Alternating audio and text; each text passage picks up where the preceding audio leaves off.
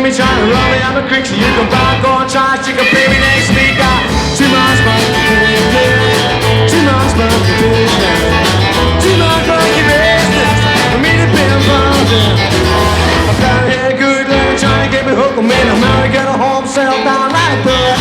2 months monkey business, 2 months monkey business. The Yardbirds were a British blues rock band that then turned into a psychedelic band and then eventually turned into Led Zeppelin.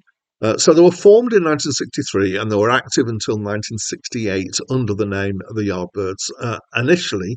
And they were famous for having 4 lead guitarists, so 3 of whom were Eric Clapton, Jeff Beck and Jimmy Page.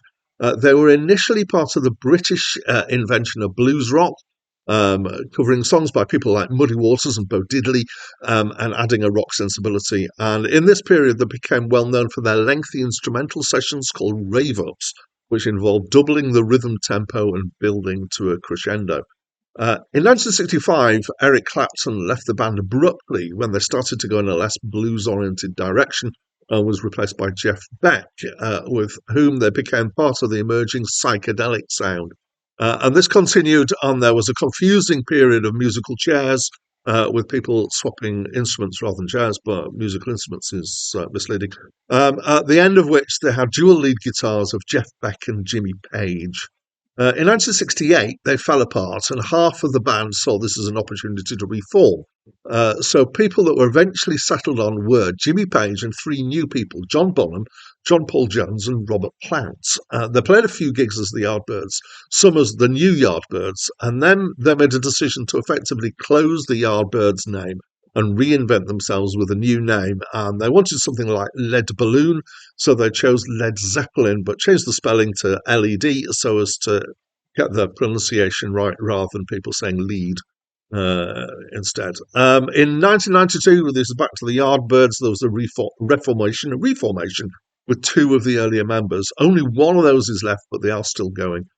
They released 6 albums during their major stint. Hi, my name is Dan. So this was the debut album by the Yardbirds, and it is a live album. And I've reviewed half of it before. That sounds complicated. Let me try and explain. So this was a UK released album. It was not released in the US. However, 4 tracks, so nearly half from this album, were used to form side 2 of a US released album called Having a Rave Up with the Yardbirds. And I have reviewed that version or that album when I had a blog, which was what I used to do for reviews before I had a YouTube channel. So now that I'm in the YouTube channel, I am using Acclaimed Music's list. They're very good. This is why I'm using the list. There is one thing that occasionally causes me a little bit of confusion, so I try and work with it.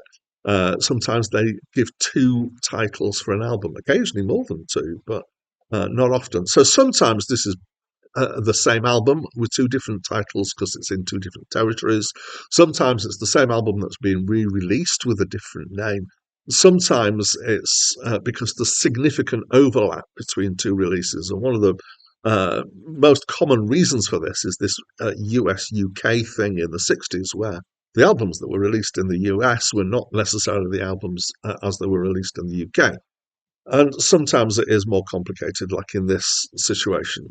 So because significant parts of the album Five Live Yardbirds appear in Having a Rave Up with the Yardbirds, they've lumped them together. And I'm not actually sure that they should have done it in this case. I know what the reasoning behind this is. That means that they can use more reviews rather than trying to treat them as separate albums.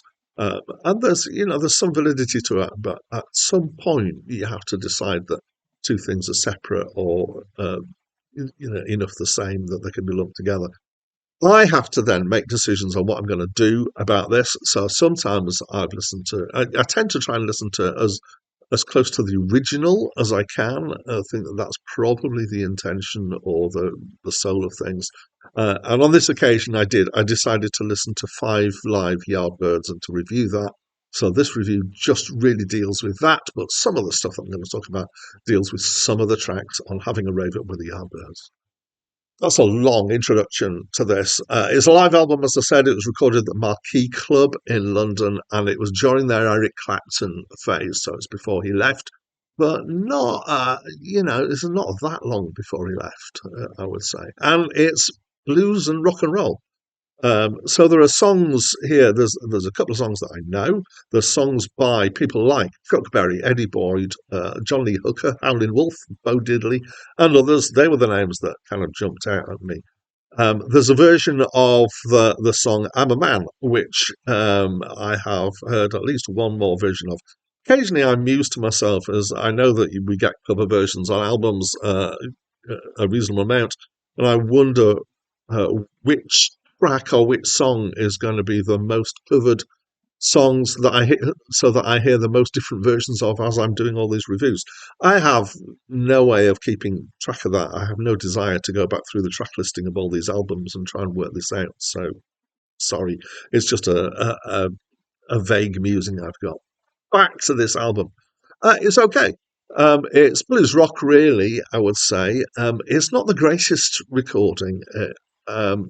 But it feels like they're a bit hyper, so they're creating excitement rather than having what I think of as the kind of blues feel to it, and I can't describe it any better than that.